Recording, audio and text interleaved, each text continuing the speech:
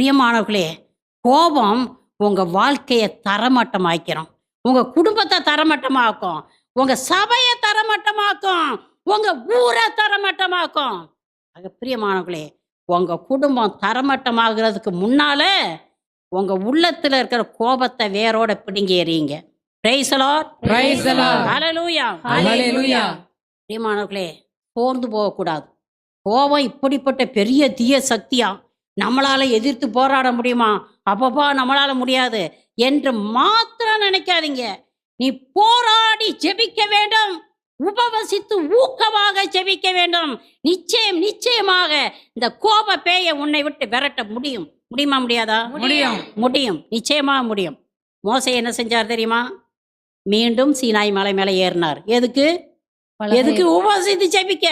சீனாய் மலை மேல ஏறி மீண்டும் 40 நாட்கள் உபவசித்து ஜெபிக்கிறார்.